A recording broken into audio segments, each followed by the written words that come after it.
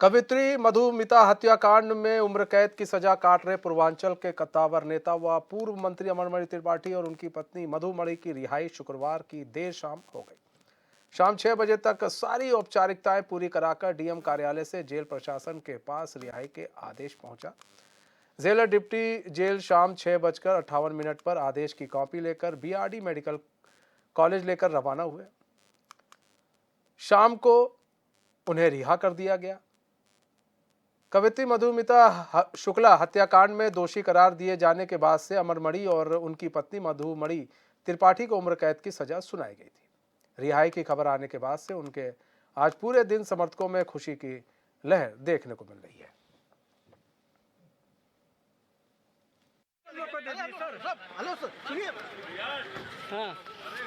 ऊपर वाले का आइडिया नीचे कर लो यार, थोड़ा चेहरा आ जाएगा।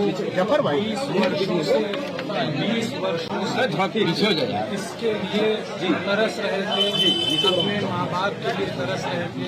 आज वो घड़ी आई है, हम हमारा पूरा परिवार सभी लोग बहुत खुश हैं, अत्यंत आईडी नहीं। हम हरदम भारत के संविधान से बाध्य रह करके ही काम। सर हमें नहीं इस विषय में कोई जानकारी है, हमें इस विषय में कोई जानकारी नहीं।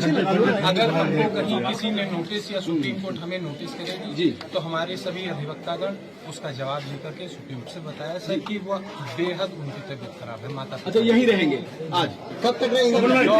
डॉक्टर के सर्विलेंस में है सर जी। ये डॉक्टर्स डिसाइड करेंगे कि उनको कब डिस्चार्ज करना है, कब रिलीव करना है, कब दवा देने बुलाना है, सब। ब्रिजेश गुप्ता हमारे साथ महाराजगंज से जुड़ चुके हैं लाइव, हमारे संवाददाता। ब्रिजेश, अमरमणि त्रिपाठी और उनकी पत्नी की रिहाई के बाद से अगर माहौल की बात की जाए तो किस तरह का माहौल है और किस तरह से महाराजगंज में खुशियां मनाई जा रही हैं? उनके समर्थकों के बीच में किस तरह की खुशी देखने को मिल रही है?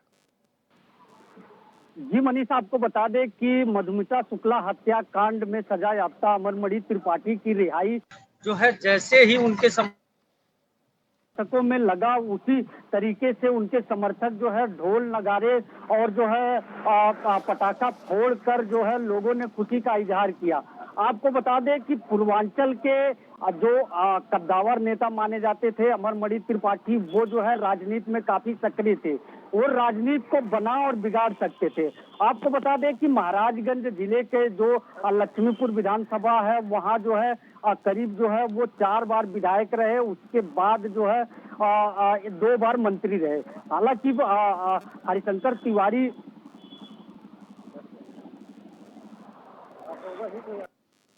जी ब्रिजेश,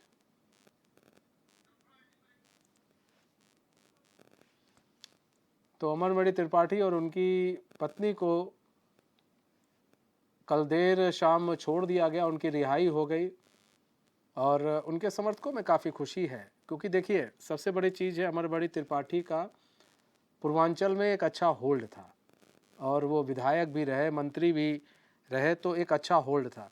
खासकर पूर्वांचल के अंदर उनके जो वोटर हैं वो काफ़ी मजबूत वोटर थे, जो अमरमणि त्रिपाठी को बहुत मानते भी थे। लेकिन मधुमिता हत्याकांड के बाद से ही सब चीज़ें कुछ बदली हैं और बदली तो वो जेल गए, उनकी पत्नी भी जेल गई और ऐसे में 20 साल तक उन्होंने आजीवन कारावास काटा है। अच्छे आचरण के कारण उन्हें छोड़ दिया गया। लेकिन अब ये भी कहा जा रहा है कि लोकसभा चुनाव से पहले उनका छूटना कहीं ना कहीं बीजेपी के लिए भी एक अच्छी खबर है। ब्रिजेश, हमारे साथ एक बार फिर से हमारे संवाददाता जुड़ चुके हैं। ब्रिजेश, हाँ, तो माहौल कैसा है? आप बता रहे थे कि वहां पर लोग ढोल नगाड़ों के साथ उनके स्वागत के लिए खड़े रहे, काफी पटाखे भी फोड़े गए। ऐसे में जो विधानसभा है, उनकी विधानसभा, जिस विधानसभा से लड़ते थे, उस विधानसभा के लोग अब क्या सोचते हैं? मनीष, आपको बता दें कि लक्ष्मीपुर विधानसभा की बात करें तो वहां के जो उनके खुशी है। हालांकि लोकसभा चुनाव जो है काफी नजदीक है, काफी जो है नजदीक लोकसभा चुनाव है। ऐसे में जो है जो उनके जो है जो समर्थक है वो एक बार फिर से प्रयास कर रहे हैं कि अमरमणि त्रिपाठी पहले विधानसभा का चुनाव लड़ते थे, लेकिन इस बार लोकसभा का जो है चुनाव लड़े। अब देखने वाली बात यह होगी कि 2024 चूंकि नजदीक है, नजदीक के बाद जो है वो किस पार्टी से जो है, किस पार्टी के टिकट से जो है वो चुनाव लड़ेंगे। जी मनीष। लेकिन अब यहाँ पर उनके समर्थक चाहते हैं कि अब विधानसभा नहीं लोकसभा का चुनाव लगे।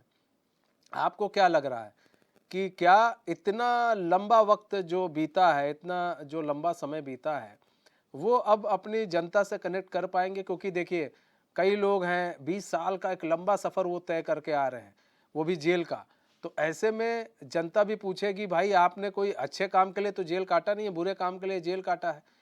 तो कहीं ना कहीं जनता कभी तो मन बदलता है, फिर जनता भी तो अपने वोट को देखती है, फिर उस हिसाब से देती है।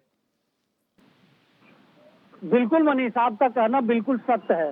हालांकि उनके जो समर्थक जो आज से 20 साल पहले थे, वो उनके समर्थक जो है उनके रिहाई के बाद जो है उनके समर्थकों जो समर्थक थे उनमें काफी खुशी देखने को मिला। लेकिन जो समर्थक थे इस बार विधानसभा नहीं लोकसभा की चर्चाएं कर रहे थे कि अमरमणि त्रिपाठी इस बार विधानसभा नहीं लोकसभा के टिकट से चुनाव मैदान में आए।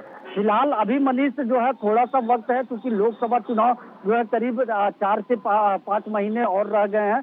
अब देखने वाली बात यह होगी, क्योंकि मनीष अमरमणि त्रिपाठी जो थे जो है वो बसपा में भी उनका पैठ बहुत अच्छा था, सपा में भी उनका पैठ बहुत अच्छा था। लेकिन अब भाजपा की गवर्नमेंट है, भाजपा की सरकार है। अब देखने वाली बात यह होगी मनीष की वो किस पार्टी के टिकट से जो है महाराजगंज में जो है लोकसभा का चुनाव लड़ेंगे। फिलहाल अभी महाराजगंज में जो है भाजपा के जो प्रत्याशी है और केंद्रीय वित्त राज्य मंत्री पंकज चौधरी हैं वो मैदान में है। फिलहाल अब देखने वाली बात यह होगी मनीष की किस पार्टी से जो है वो जेल से छूटने के बाद किस पार्टी से जो है उनका मजबूत स्थिति बन पाता है। जी ब्रजेश, यहाँ तो सपा की बात कर ले और भी अन्य पार्टियों की बात कर ले, उन्होंने तो विरोध किया है इसका, इनके छूटने का। तो ऐसे में बसती है बीजेपी। तो क्या बीजेपी के साथ ये फिर से जाना पसंद करेंगे अमरमणि त्रिपाठी? कुछ ऐसी खबरें आ रही हैं। जी मनीष, आपको बता दें चूंकि जो है बीजेपी जब पहली बार वो विधानसभा का चुनाव लड़े थे तो उस समय जो है वो जनता पार्टी से ही लड़े थे। हालांकि जनता पार्टी बाद में जाकर भारतीय जनता पार्टी हुआ। उसके बाद मनीष जो है जनता पार्टी से जब ये भारतीय जनता पार्टी हुआ तो कहीं ना कहीं पार्टी में इनका बहुत महत्व नहीं था। उस समय जो है ये बसपा के टिकट से चुनाव लड़े और जो है विधानसभा जो लक्ष्मीपुर है वहां वे